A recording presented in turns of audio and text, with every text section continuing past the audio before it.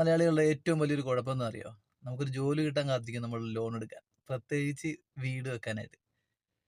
ഗൾഫിൽ പോയി ജീവിതത്തിന്റെ പകുതി ആയുസ്സ് നഷ്ടപ്പെടുത്തിയവരും ചെയ്യുന്ന ഏറ്റവും വലിയൊരു മണ്ടത്തരം എന്ന് പറഞ്ഞാല്, അവരുടെ ജീവിതത്തിലെ ഏറ്റവും വിലപ്പെട്ട സമയം കളഞ്ഞ് അവരുണ്ടാക്കുന്ന സമ്പാദ്യം മുഴുവൻ അവര് വീട് വെച്ച് നശിപ്പിക്കും. വീട് വെച്ച് കളയും ആ പൈസ. എന്നിട്ട് പറയുന്നതാണ്, വീടെന്ന് പറഞ്ഞ സ്വപ്നമല്ലെന്ന്. എന്ത് സ്വപ്നം? ജീവിക്കാനുള്ള ഒരു പാർപ്പിടം അല്ലെങ്കിൽ ഒരു വാസസ്ഥലം ഉണ്ടാക്കാനായിട്ട് നമ്മൾ കഷ്ടപ്പെടുന്ന ആയുസ് മുഴുവൻ മാറ്റി വെക്കേണ്ട കാര്യമില്ല. എന്നിട്ട് അതിനകത്ത് കിടന്ന് ഉറങ്ങാൻ പറ്റുമോ? ഒരിക്കലുമില്ല. കുറേ ബാങ്കുകാർ കൊണ്ടുപോകും. കുറേ ലോൺ അടച്ച് തീരുമ്പോഴേക്കും നമ്മളുടെ ജീവിതവും തീരും. എന്തിനീ മണ്ടത്തരം കാണിക്കുന്നത്? നമ്മൾക്ക് ജീവിതം എന്ന് പറയുന്നത് ഒന്നേ ഉള്ളൂ. നമ്മുടെ സമ്പാദ്യം മുഴുവൻ നമ്മൾ വീടിന് വേണ്ടിയിട്ടെന്നല്ല, വീട് വെക്കാൻ വേണ്ടിയിട്ട് നമ്മൾ ചിലവാക്കിയിട്ട് അതിനകത്ത് നമ്മൾ കിടന്നുറങ്ങാൻ പറ്റിയില്ലെങ്കിൽ പിന്നെ നമ്മൾ എന്തിന് നമ്മുടെ ആയുസ് മുഴുവൻ നശിപ്പിച്ച് നമ്മൾ മരുഭൂമിയിലും അവിടെ ഇവിടെയൊക്കെ പോയിട്ട് കഷ്ടപ്പെടുന്നത്? എന്നിട്ട് എന്താ ചെയ്യുന്നത്?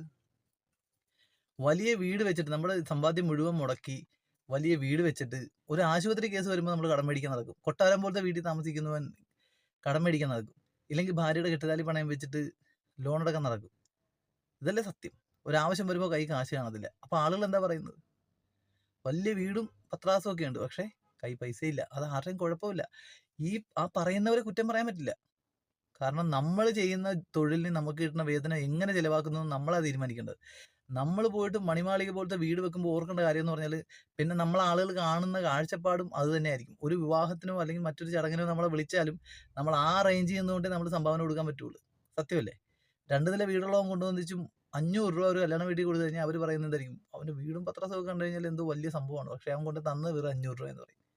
അതുപോലെ തന്നെ എല്ലാ കാര്യങ്ങളും. ഒരു സംഭാവന, ഒരു പാർട്ടി പിരിവിന് വരുന്നവരും പിന്നെ അവരാവശ്യപ്പെടുന്നതും അവർ പ്രതീക്ഷിക്കുന്നതും വലിയ എമൗണ്ട് ആയിരിക്കും. അതുപോലെ തന്നെ അതിന്റെ മെയിൻ്റനൻസ്. പക്ഷെ നമുക്കെല്ലാം അറിയാമല്ലോ നമ്മൾ ലോൺ എടുത്താൽ വെച്ചതെന്ന്. ഗൾഫിൽ പോണവർ മാത്രമല്ല കേട്ടോ, ഗവൺമെന്റ് ജോലിക്കാരും. എങ്ങനെയെങ്കിലും കുത്തിയിരുന്ന് പഠിച്ച് പാസ്സായി ഒരു ജോലി നേടിക്കഴിഞ്ഞാൽ ആദ്യം ചെയ്യുന്നത് എങ്ങനെയെങ്കിലും ഒരു ലോൺ എടുത്തൊരു വീട് വെക്കുക. എന്തിനു വേണ്ടിയിട്ട്? ജീവിക്കാൻ ഒരു പാർപ്പിടം എന്ന് പറയുന്നത്, നമ്മൾക്ക് ജീവിക്കാൻ, സുന്ദരമായിട്ട് ജീവിക്കാൻ ഒരു വീട്, അതൊരു ചെറിയ രീതിയിലൊരു വീട് വെച്ചാൽ പോരെ. എന്തിനു വേണ്ടിയിട്ട് മണിമാളിക വെച്ചിട്ട് അത് ബാങ്കുകാർക്ക് കൊടുക്കുന്നു, ഉറങ്ങാതിരിക്കുന്നു?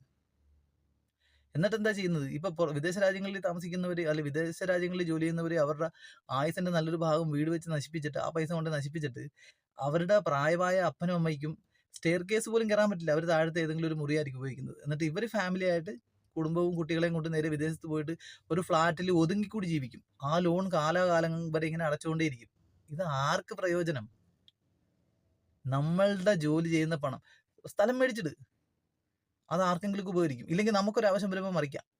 പക്ഷേ വീടിന് വേണ്ടിയിട്ട് മുടക്കുന്നത് ഡെഡ് മണിയാണ്. അത് നമ്മൾ അനാവശ്യമായിട്ട് മുടക്കുന്നത്. ആവശ്യത്തിന് ഒരു വീട് വെച്ചാൽ അത് നല്ല കാര്യം തന്നെയാണ്.